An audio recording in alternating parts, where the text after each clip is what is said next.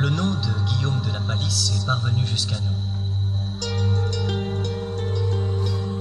C'est le premier seigneur de ces lieux qui a laissé une trace dans l'histoire. Dans un acte officiel de 1213, il accorde aux moines de l'abbaye de Cluny un libre passage sur ces terres. À cette époque, les comtes d'Auvergne sont encore maîtres de la région, mais leur domination touche à sa fin. Sous la férule de Philippe Auguste, le royaume de France s'étend considérablement au nord comme au sud. La puissance du jeune monarque est irrésistible. Il lance son armée à la conquête de l'Auvergne qui est rapidement annexée. Dans le sillage des armées royales, le sire de Bourbon profite de la situation. L'Auvergne a trouvé son nouveau maître auquel les seigneurs de la Palice font allégeance. Il nous faut maintenant ouvrir une parenthèse. Ouvrez, faites comme chez vous.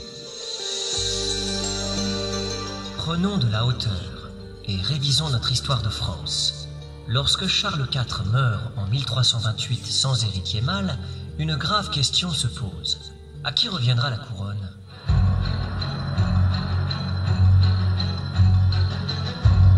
Petit-fils de Philippe le Bel, le roi d'Angleterre est un prétendant légitime au trône de France. Mais la noblesse du royaume s'oppose fermement à ses prétentions. Finalement, c'est à Philippe VI de Valois que revient la couronne. De lourds contentieux territoriaux s'ajoutant à cette discorde, les conditions sont réunies pour qu'une guerre éclate. Ce qui ne manque pas d'arriver. L'an de grâce 1337 marque le début des hostilités. Personne ne peut alors imaginer que cette guerre va durer 100 ans. Ah, la guerre de 100 ans, Jeanne d'Arc et tout le reste. Mais quel rapport avec la Palice? Nous y venons. Plus encore que des armées régulières, le danger vient des mercenaires qui n'hésitent pas à rançonner une population aux abois.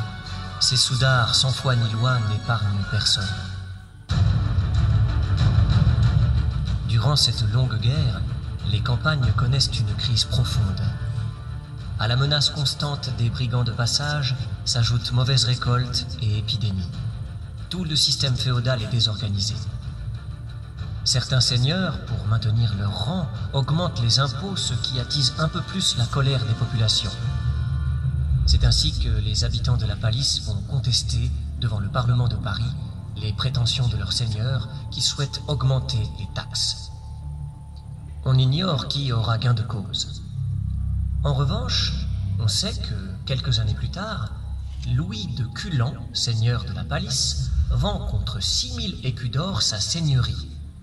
N'ayant plus les ressources nécessaires pour se maintenir à la tête de leur domaine, Louis et sa femme Jeanne ont préféré s'en séparer au bénéfice du comte de Clermont, Charles de Bourbon.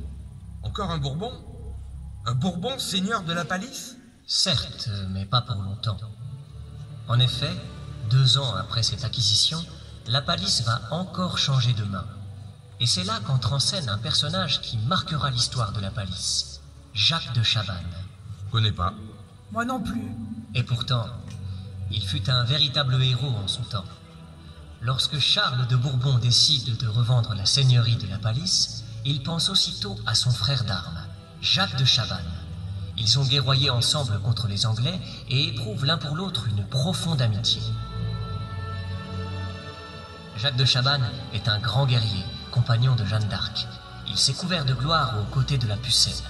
La simple énumération de ses exploits nous occuperait toute la soirée. Conseiller et chambellan du roi, grand maître de France, maréchal du Bourbonnais. Tous ces titres en font l'un des personnages les plus importants du royaume.